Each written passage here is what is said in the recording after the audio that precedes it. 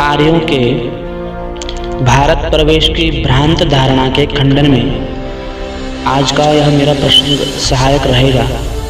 इस प्रसंग के लेखक व संशोधनक डॉक्टर श्री भागीरथ प्रसाद जी त्रिपाठी वागीश जी हैं।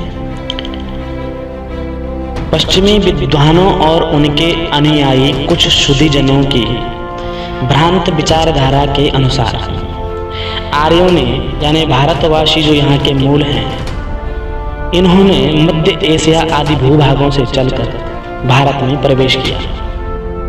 माने कि ये यहाँ के मूल नहीं हैं, ये भारत में कहीं से आए हैं। ये एक भ्रांत धारणा है। इस मान्यता की पुष्टि में ऋग्वेद में उल्लिखित पर्वतों, नदी, नदों के साक्ष्यों को प्रस्तुत करते हैं। उनका कथन है कि आर्यजनों का भारत प्रवेश पश्चिम दिशाओं से हुआ है। पाश्चात्य लोगों का ये मानना है। इसलिए उनका सर्वप्रथम परिचय पश्चिम दिशा में प्रवहमान नदियों एवं पर्वतों के साथ होना स्वाभाविक था। सिंधु, सप्र-सिंधु, कुभा इत्यादि नदियों का सर्वाधिक वर्णन ऋग्वेद संहिता में हुआ है। पाश्चात्य देशीय विद्वत जनों की यह भी मान्यता है कि ऋग्वेद संहिता का दशम मंडल अन्य मंडलों की अपेक्षा परिवर्ती है। इसका कारण बताते हुए वे कहते हैं कि दशम मंडल की रचना तब हुई जब आर्यजन भारतवर्ष में पूर्ण रूप से स्थापित हो चुके थे। अतः आर्यजन पूर्व दिशा में प्रवहमान गंगा, यमुना इत्यादि नदियों का वर्णन इस मंडल में ही कर सके। ये उनकी भ्रांत धारणा है।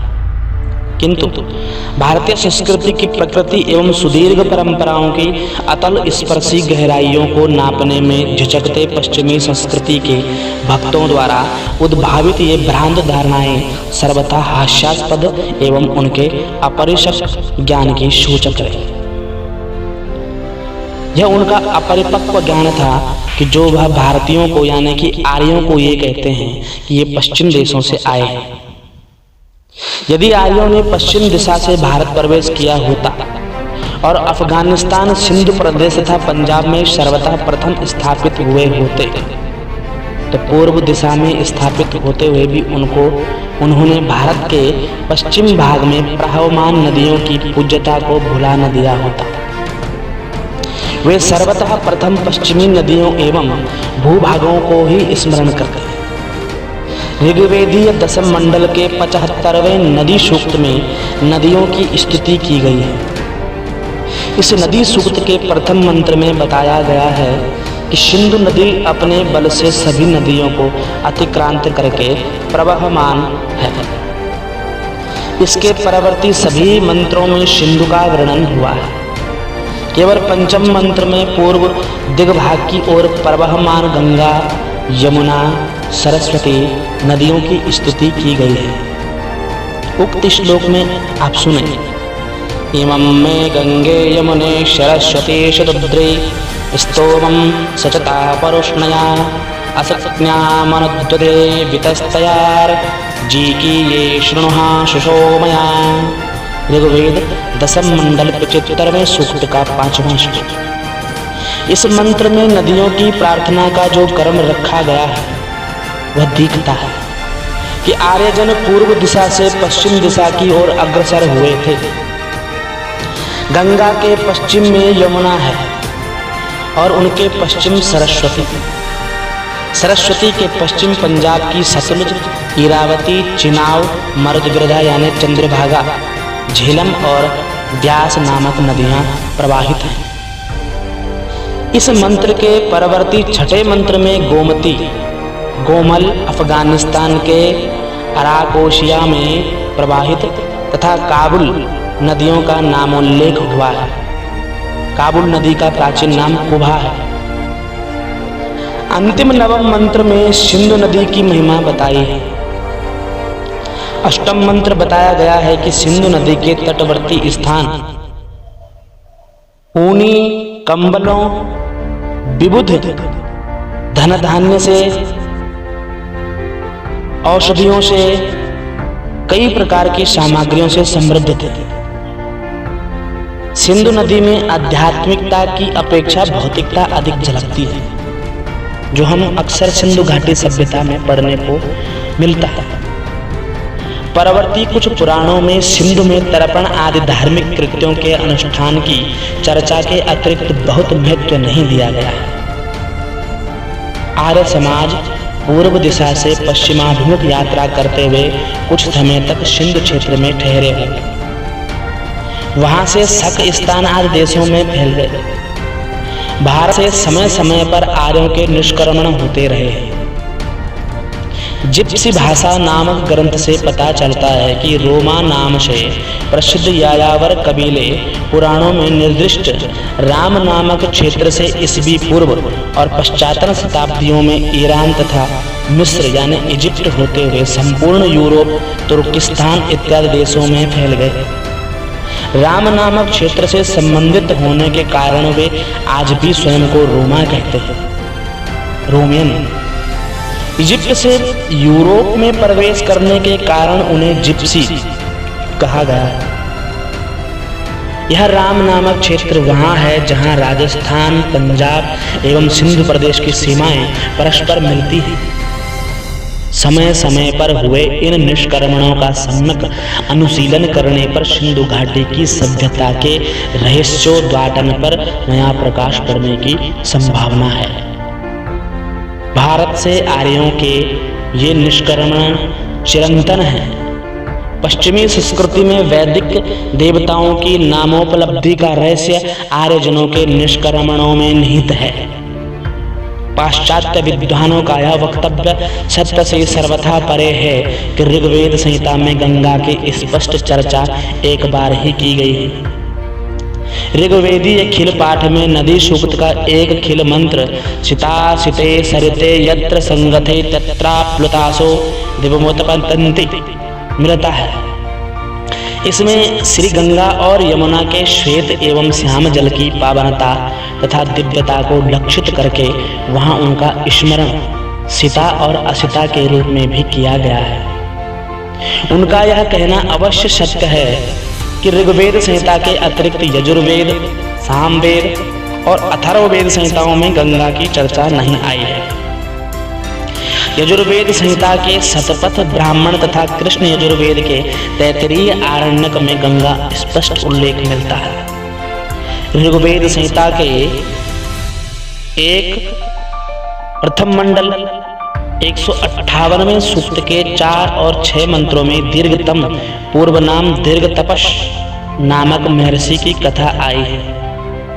ऐतरेय ब्राह्मण में बताया गया है कि ये महर्षि भरत राजाओं के पुरोहित थे। उन्होंने भरत दौष्यंत का इंद्र अभिषेक यमुना के किनारे किया था। कथा है कि एक बार अंग देश के राजा गंगा नदी में जल क्रीड़ा कर रहे थे। इन्होंने दीर्घ तमस को गंगा धारा में बहते हुए देखकर उनका उद्धार किया। बृहद देवता नामक ग्रंथ में इस कथा का उपग्रहण हुआ है। गंगा और यमुना नदियों के मध्यवर्ती भूभागों पर भरत दौष्यंत का प्राप्त की गई विजय का अंकन शतपथ ब्राह्मण में हुआ है। गंगा और यमुना के मध्यवर्ती क्षेत्र दोआब के निवासियों की तैत्तिरीय आरण्यक में विशेषतः प्रशंसा की गई है। ऋग्वेद संहिता के प्रथम एवं अष्टम मंडलों के अतिरिक्त षष्ठम मंडल में गंगा संबंधी चर्चा हुई है।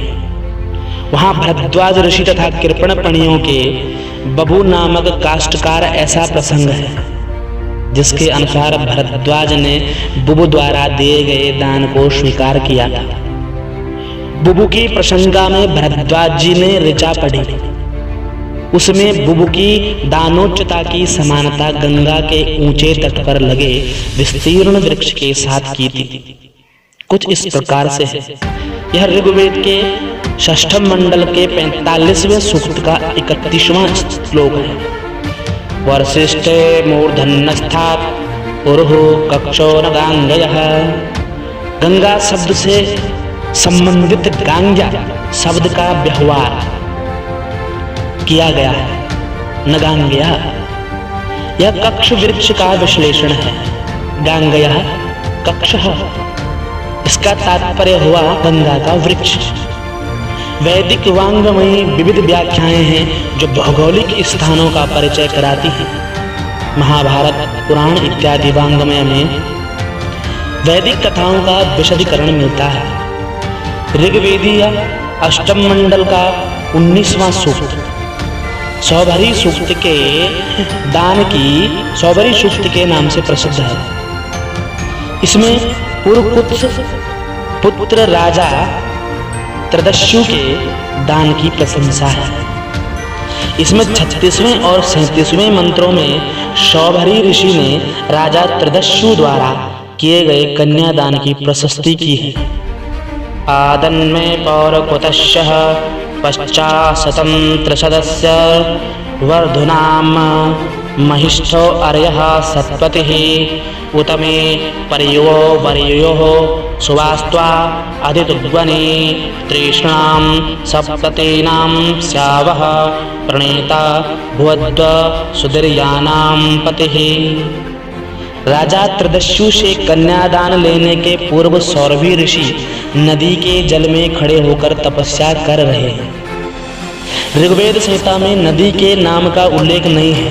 उक्त दोनों मंत्रों में ऋषि को दिए गए दान का संकेत भर मिलता है। बृहद देवता में भी केवल नदी कहा है। ध्याद विवेद ने उस नदी को गंगा बताया है। श्रीमद् भागवत महापुराण में राजा त्रैशदस्यु के स्थान पर सम्राट मानधाता तथा गंगा के स्थान पर यमुना नाम दिया गया है। दोनों की राजधानियों की विभिन्नता के कारण नदियों का भी नाम भेद हुआ है। दोनों ग्रंथों में गंगा यमुना के मध्यवर्ती भूभाग की पावनता दिखाना मुख्य लक्ष्य है। बृहद देवता और पुराण में इस सांकेतिक कथा का विशदीकरण उपलब्ध होता है। इतिहास, पुराण, वेदों की सांकेतिक कथाओं का उपग्रहण करते हैं। इनकी सहायता के बिना वेदों का अर्थ निश्चय करने पर समग्र परंपरा का उल्लंघन होता है। पाश्चात्य पश्चिमी विद्वानों और उनके कुछ अनुयायियों द्वारा इतिहास पुराण की उपेक्षा करके जो मनमाना अर्थ किया जाता है उसके से जो है वेदों को चोट पहुंचती है।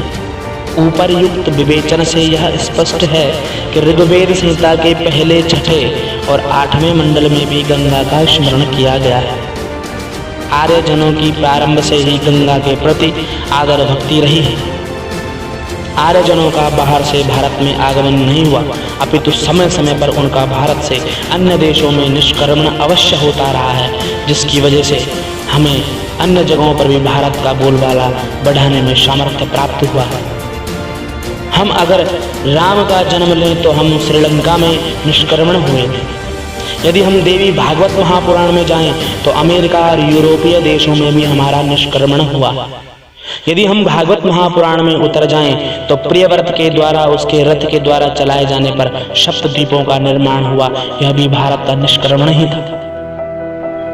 यह ज्ञान अनिर्वचनीय है, इसे समझें।